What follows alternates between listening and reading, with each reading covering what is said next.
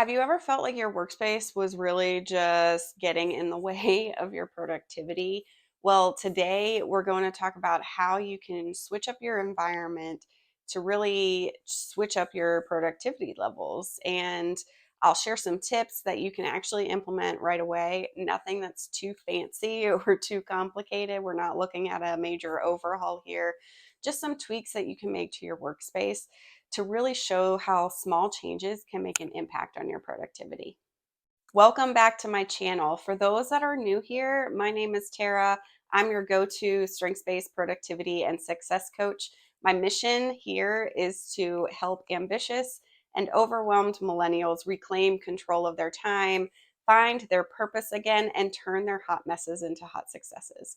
If this sounds like something that you want or need, then subscribe to my channel because I'm continuously providing tips and tricks to help you live a life that you're crazy about. Okay, so let's just jump right in. Your workspace can really set the tone for how your day and time flow, right? If you have a cluttered space, then more than likely your brain will start to feel cluttered, your schedule will start to feel cluttered, and overall your life will just feel cluttered and like it's in chaos. But if you have a space that is organized and just tidy and put together, then things will fall into place in that same accord. So it's like a domino effect. If you have an organized space, you're likely to have an organized mind and a kind of clutter-free life.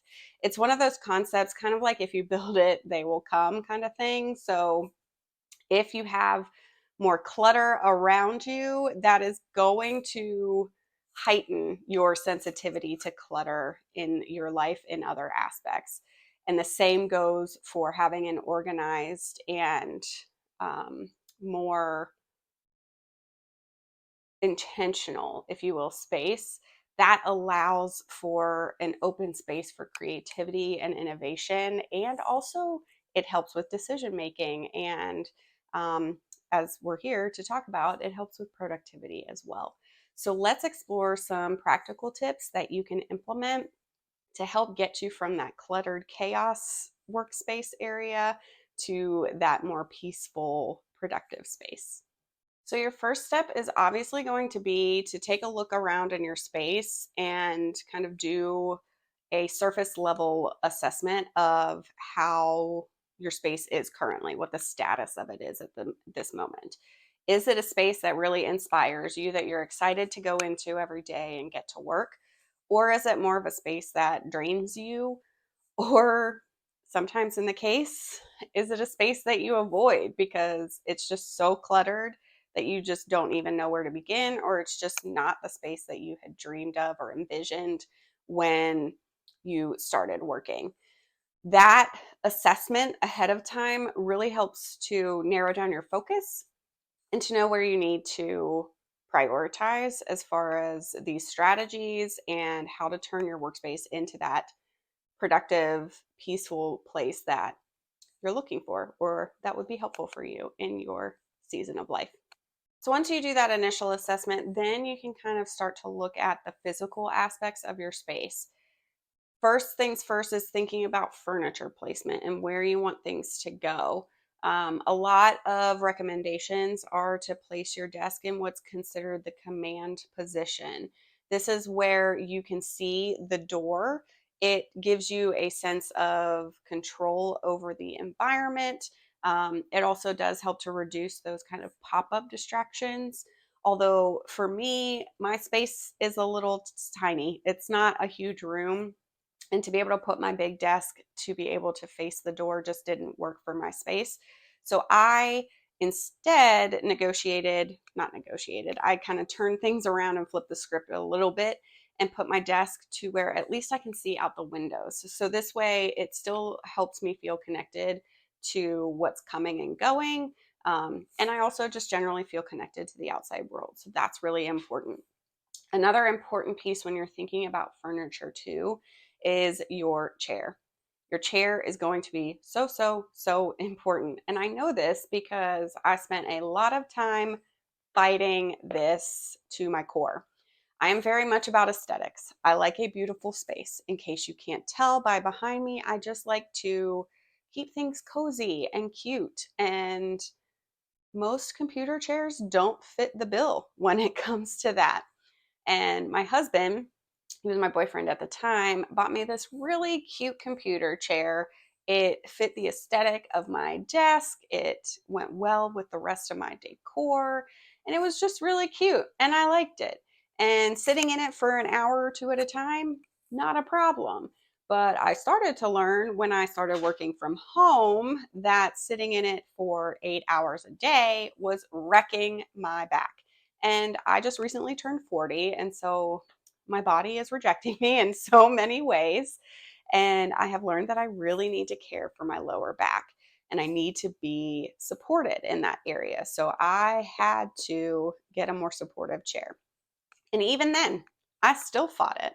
We went shopping for a new chair and I tried every single chair that was in that shop multiple times, sat in them for multiple minutes at a time to see which one was going to work, but I would not sit in a gamer's chair.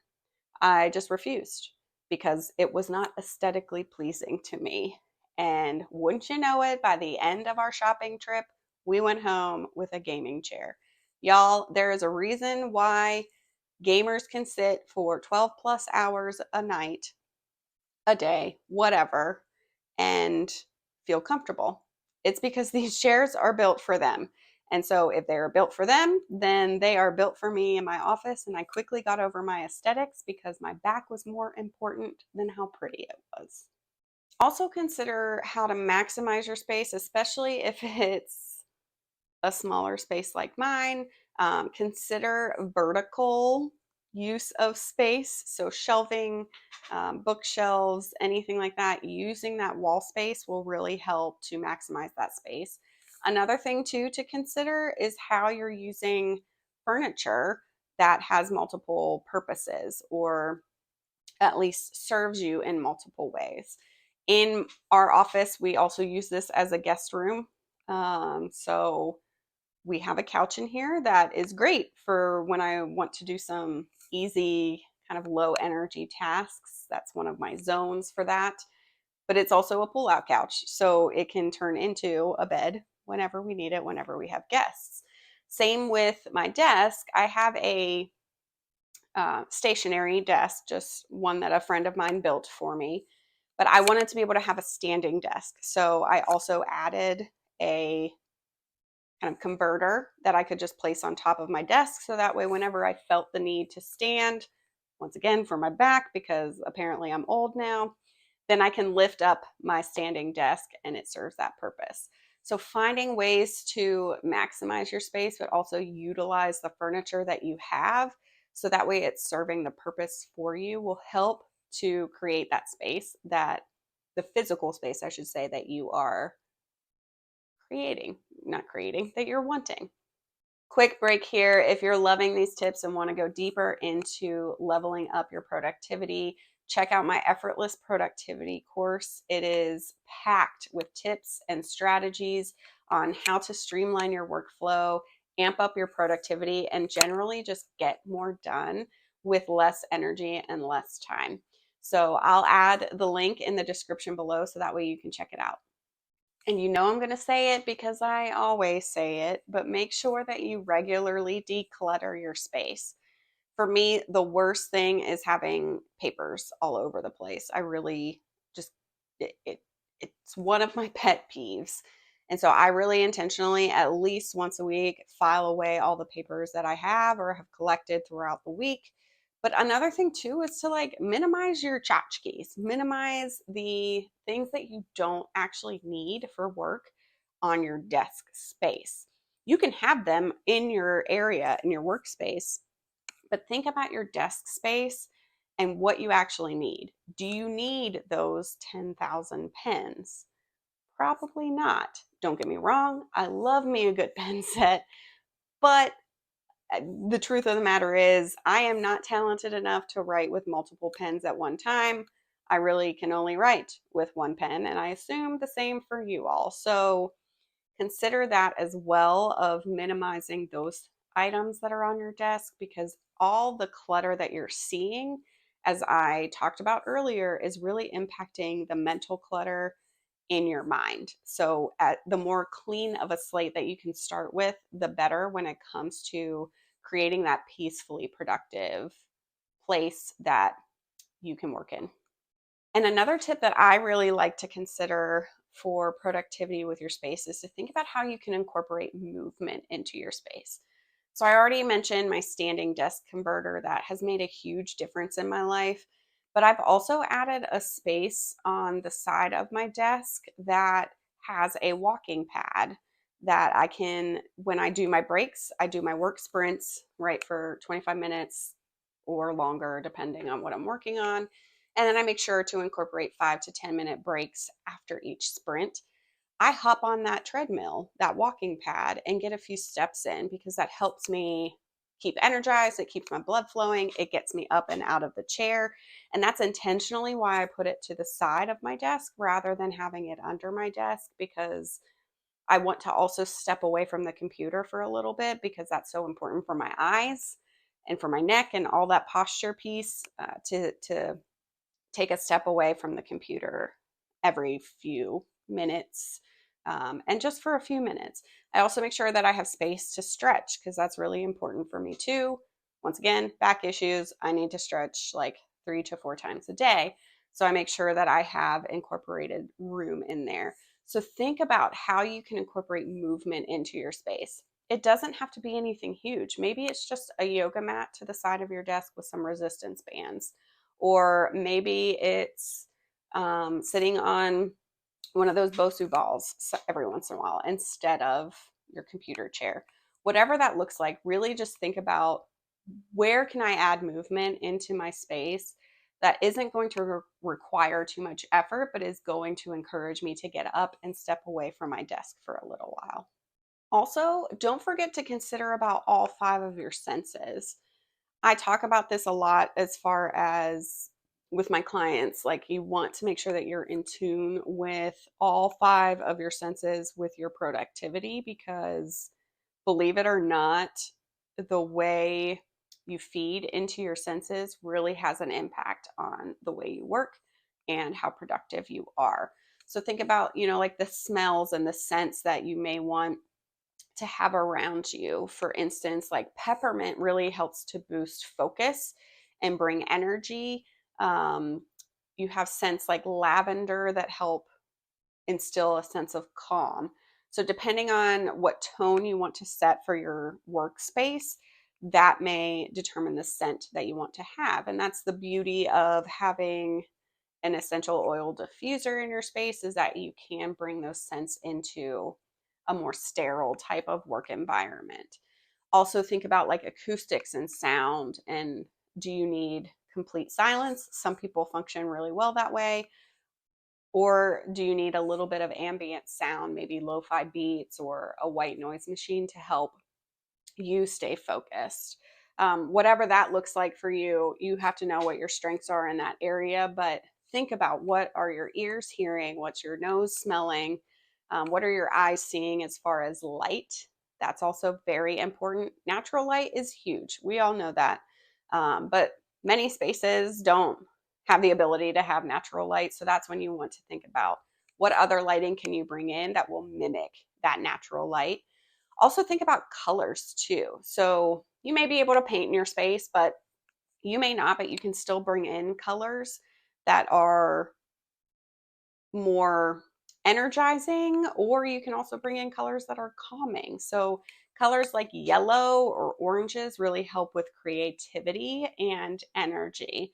Colors like blues and greens are more for calm and focused energy. So think about that when you're decorating your space.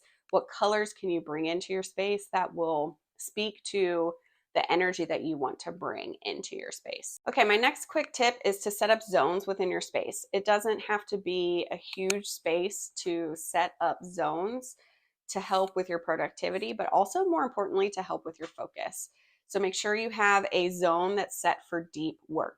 For me, that's my desk where my computer sits. That's going to be where I'm going to spend most of my time, honestly, but my time for my high and medium level energy tasks. Then I have a space for my low energy level tasks. I mentioned earlier that's the couch. That gets me away from my desk, but also kind of shifts that transition to when it's time to work on emails, make some phone calls, work on posting some social media posts, those kind of things. Things that don't require me to sit at the computer and require me to think too hard, but that I can still remain in my workspace, because I personally believe in the physical boundary, especially now that I live where I work and work where I live, that I have a physical boundary for work. So pretty much everything work related gets done in this room. So I make sure that I have zones for that. And then I mentioned too, I have my zone for movement. So that way I have that space to be able to step away from both work related things, deep work, and kind of those low energy tasks, to get a little bit of a break while still being productive. And you're probably going to be surprised with my last tip here, but this girl loves her some snacks. And I also love me some water. So my last tip is to have healthy snacks and water at easy access within arm's reach. I'm talking like nuts, fruits, trail mix, those kinds of healthy snacks, as well as plenty and plenty of water. I always have my water bottle with me to ensure that I'm getting enough hydration throughout the day. These factors are so important, yet often forgotten about when it comes to designing your workspace. But you want to make sure that you're keeping your blood sugar levels high, that your hydration is key, and is full in your body, because that keeps your energy levels high. So if you find yourself kind of sitting at your desk feeling a little slumpy, or as I always call it, a little floofy, when you're just not feeling jazzed about the work that you need to do, maybe take a sip of water, or two or three, or chug a glass, whatever that looks like for you. But take a sip of water, grab a healthy snack, and see if that helps to change things up. And it just makes it easier when they're easier to access and within arm's reach within your space. So, as you can see, switching around your workspace doesn't have to be this huge, elaborate makeover. Probably the hardest thing would be maybe switching around your furniture. But other than that, you can bring in a few decor pieces that add the color that you're looking for. You can get a pretty cheap oil diffuser on Amazon that you can add to your space. You probably already have snacks, and I know you have water at home or in your workspace. Bring them in so that way they're right there. These things don't have to be earth shattering to make your space a little bit more productive for you. Also, think about the seasons and switch things up. You may want to switch things up as far as decor. You can see I have plants in my space. That's not something I talked about, but that's super important to me, because plants make me happy, but they also help to purify the air around me. And I'll switch up my plants every once in a while. So that way I'm spicing things up in my space. It helps with the monotony, but it also speaks to the season of life that I'm in. Whatever you do, just know that there are small steps that you can take to really make a difference in your workspace, and see how your productivity changes throughout that process. If you found these tips helpful, then please share this video with a friend who could use a little workspace reorganization. And also, don't forget to like this video, but also subscribe to my channel, so that way you get more updates and more videos like this in the future. And I just want to thank you for being here and for tuning in. Once again, I'm Tara, your strengths-based productivity and success coach. And just remember that you are one step closer to living a life you're crazy about. And I'm wishing you a week filled with more hot successes than hot messes. I'll see you next time in the next video.